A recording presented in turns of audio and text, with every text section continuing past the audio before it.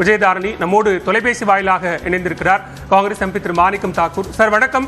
விஜயதாரணி தன்னை அதிகாரப்பூர்வமாக பாஜகவில் இணைத்துக் கொண்டிருக்கிறார். எப்படி பார்க்கிறீங்க? நிறைய மறுப்பு சொல்லப்பட்டது, இல்ல விஜயதாரணி இணைய மாட்டாங்க அப்படின்னு மறுப்பு சொல்லப்பட்ட நிலையில் அதிகாரப்பூர்வமாக இணைந்திருக்கிறார்.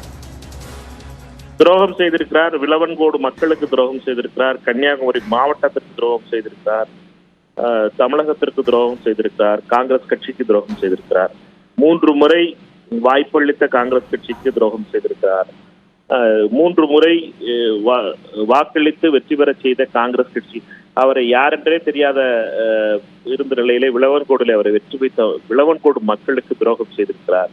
துரோகத்தின் மொத்த உருவமாக சகோதரி விஜயதாரணி திகழ்கிறார். காங்கிரஸ் கட்சியில நிறைய இடர்பாடுகளை சந்தித்தேன், மோசமான அனுபவங்கள் எனக்கு காங்கிரஸ் கட்சியில கிடைச்சது அப்படின்னு விஜயதாரணி சொல்றாங்க. என்ன எதிர்பார்த்தாங்க, அவங்களுக்கு என்ன கிடைக்கல, ஏன் இந்த ஏமாற்றம்? 3 தடவை சட்டமன்ற உறுப்பினராக வாய்ப்பளிக்கப்பட்டிருக்கிறார். ஒரு முறை மகிழா காங்கிரஸ் தலைவியாக அவர் நியமிக்கப்பட்டிருந்தார். திருமதி குஷ்பு அவர்களும் அதே பொறுப்பை விரும்பினார். ஆனாலும் அவருக்கு அந்த பொறுப்பு வழங்கப்பட்டது. அதே நேரத்தில் அவரை போல சட்டமன்றத்தினுடைய கொறடாவாக நியமிக்கப்பட்டிருக்கிறார், தலைமை கொறடாவாக. இதற்கு மேல் என்ன, அகில இந்திய மகளிர் அணியினுடைய பொதுச் செயலாளர் நியமிக்கப்பட்டிருக்கிறார். இதற்கு மேல் என்ன தர முடியும் ஒரு கட்சி? ஏழை தொண்டர்கள், உழைக்கின்ற தொண்டர்கள் எத்தனையோ பேர் காத்திருக்க அம்மையாருக்கு இவ்வளவு பணிகளை காங்கிரஸ் கட்சி கொடுத்திருக்கிறது, பொறுப்புகளை கொடுத்திருக்கிறது. அவரை பொறுத்த மட்டிலே எதற்காக சென்று பாஜகவோடு சேர்ந்தார், யாரை எதிர்த்து தமிழகம் அவருடைய மக்கள், விளவன்கோடு மக்கள் நிற்கிறார்களோ, இது நாள் வரை விளவன்கோட்டுடைய மக்கள் பாஜகவை ஏற்றுக்கொண்டதில்லை. அவர்களுக்கு துரோகம் செய்திருக்கிறார். இதற்கு மேல் அவர் செய்திருப்பது என்பது மன்னிக்க முடியாத குற்றமாகவே பார்க்க வேண்டும். சிட்டிங் எம்எல்ஏ, விளவங்கோடு தொகுதியினுடைய 3வது முறையாக தேர்ந்தெடுக்கப்பட்ட சட்டமன்ற உறுப்பினர் விஜயதாரணி, கட்சித்தாவல் தடை சட்டம் உள்ளிட்ட சட்டங்கள்லாம் நாட்டில் அமலில் இருக்கிறது. அதற்கு உட்படுவாரா அவர்? அந்த சட்டங்களுக்கு உட்படக்கூடிய சூழல் ஏற்படுமா?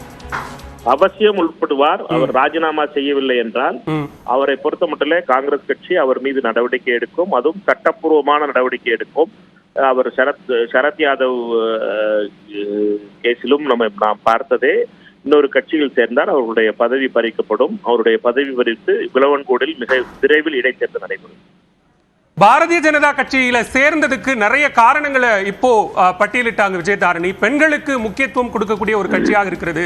நாட்டை முன்னேற்ற பாதையில் பிரதமர் நரேந்திர மோடி எடுத்து சென்று கொண்டிருக்கிறார். தமிழ்நாட்டில் எல் முருகன், அண்ணாமலை போன்றவர்கள் எல்லாம் கட்சியை பலப்படுத்தி கொண்டிருக்கிறார்கள். எனவே அந்த நேரத்தில் நான் கட்சியில் இணைவதை மகிழ்ச்சியாக கருதுகிறேன் அப்படிங்கிறார். யாரை மோடி அவர்களை பொறுத்த மட்டிலே இந்தியாவிலே அதிகப்படியான வேலை வாய்ப்பின்மை, 52% பேருக்கு வேலை வாய்ப்பு இல்லாத நிலை உருவாகியிருக்கிறது. விவசாயிகள் கொடுமையிலே போராட்டம் நடத்தி கொண்டிருக்கிறார்கள். எம்எஸ்பி தராமல் இந்த அரசு மக்களை வஞ்சித்துக் கொண்டிருக்கிறது. அவர்களுடைய ஒரே சாதனை அதானியை உலக 2வது பணக்காரர் ஆக்கியது. அந்த சாதனைக்காக இவர் கட்சி மாறி இருக்கலாம். எல் முருகன், அண்ணாமலை போன்றவர்கள் இதுவரை ஒரு தேர்தலை கூட தமிழகத்திலே வெற்றி பெறவில்லை. அவர்களை பொறுத்த மட்டிலே தமிழகத்திலே ஒரு கவுன்சிலர் கூட தேர்தல் கூட வெற்றி பெறாதவர்களை கட்சி வளர்ந்து கொண்டிருக்கிறது என்று நினைக்கின்ற இந்த பேச்சு நகைச்சுவை மிகுந்ததாக இருக்கிறது. தமிழகத்தை பொறுத்த மட்டிலே பாஜக என்றுமே வளர முடியாதது. பாஜகவுக்கு ஏற்ற மண் கிடையாது. இந்த மண் வெறுப்புக்கு ஏற்ற மண் கிடையாது. இந்த மண் அன்பிற்கு ஏற்ற மண். இந்த மண் வெறுப்பு அரசியலை என்றும் நிராகரிக்கின்ற மண் என்று தெரிந்தும் அந்த கட்சியில் சேர்ந்திருப்பது என்பது புதைகுழியில் விழுகின்றதற்கு சமமாக பார்க்க வேண்டும். இந்தியா கூட்டணியில ஏற்கனவே ஒரு சில இடர்பாடுகள் இருக்கிறது, ஒவ்வொருவராக பிரிந்து சென்று கொண்டிருக்கிறார்கள் அப்படிங்கிற விமர்சனம் வந்து கொண்டிருக்கக்கூடிய நேரத்தில் காங்கிரஸ் கட்சியிலிருந்து ஒரு சட்டமன்ற உறுப்பினர் பாஜகவுக்கு போனது காங்கிரசுக்கு பின்னடைவாக பார்க்கப்படுமா? காங்கிரஸ் கட்சியை பொறுத்த மட்டிலே யாரெல்லாம் காங்கிரஸ் கட்சியினுடைய கொள்கைகளுக்காக நிற்கிறார்களோ அவர்களுக்கு காங்கிரஸ் கட்சி அவர்களுக்காக காங்கிரஸ் கட்சி செயல்படுகிறது. கொள்கை மாறி RSS ஓடு சேர்ப்பவர்கள், கோட்சேவனுடைய பக்தர்களோடு சேர்ப்பவர்களுக்கெல்லாம் காங்கிரஸ் கட்சியில் இடம் கிடையாது.